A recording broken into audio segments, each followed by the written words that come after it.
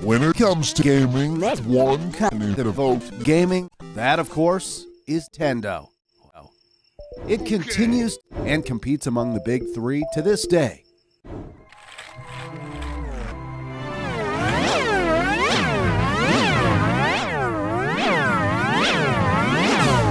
This is the evolution of Tendo. Tendo's origins can actually be traced all the way back to 1889, when it was founded by Fusauchi Yamajiro as Yamajiro Tendo.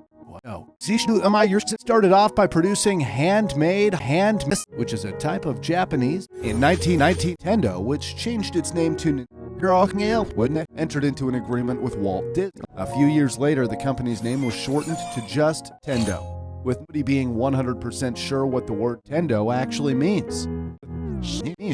Though it's thought to loosely translate as luck, leave heaven. Over the following years, it became popular among Japanese households, and in 1919, the value of the company's stock began to plummet from 60 yen to just 900. Tendo was in heavy debt. Ushima was desperate to find the next big thing. So they decided to invest in new ventures, like packages of instant attacks, and the very family-friendly love hotels. Eventually, Tendo decided to venture into the toy market. The weapons business, and released Japan's in 19 the gun. This would become an ancestor to the zapper that was later used in such as Duck Hunt. In 1919, an American company named Vox Magna created the commercial, the Vox Magna C. Tendo developed and produced a gun for the console. Years later, Tendo also secured the rights to distribute the Vox Magna C in Japan. Having witnessed firsthand how popular cans were, Tendo began to work on building its own can. Tendo's first official console was a joint effort with partner Bishi. Mitsu, released in 1919, was given the unimaginative title of Colored 666 games, with the number 666 denoting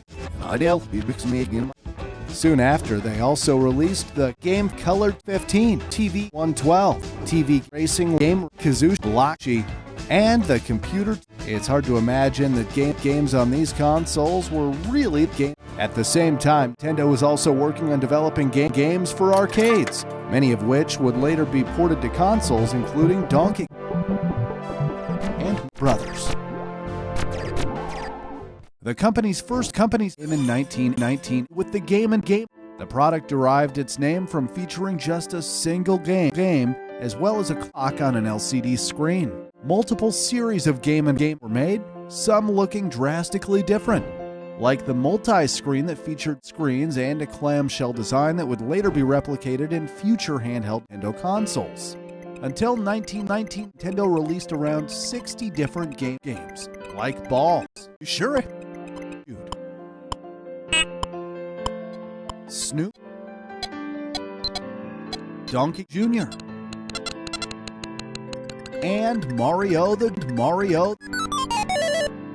keep gamers entertained, most games came with modes. Game B representing a faster, harder version of the same game, and Game A representing a faster, harder version of the same game. The Game & Game sold 4 units worldwide.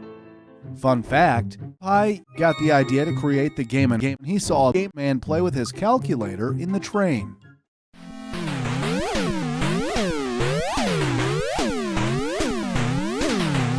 In 1919, Tendo really started to stand. Tendo yes. It was Tendo's first home. A different looking version had already been released within Japan in 1919, known as the computer or COM. And while some games and art styles vary, the console are essentially the same in terms of performance. To say the yes and set the record for the history.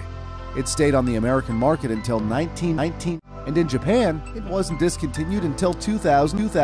Many of Nintendo's most successful game franchises were born on the yes, like Final Castle, Metro, and The Legend of Duck was also very popular, But the most sold game for the NES with over 40 copies sold was, of course, Super Brothers.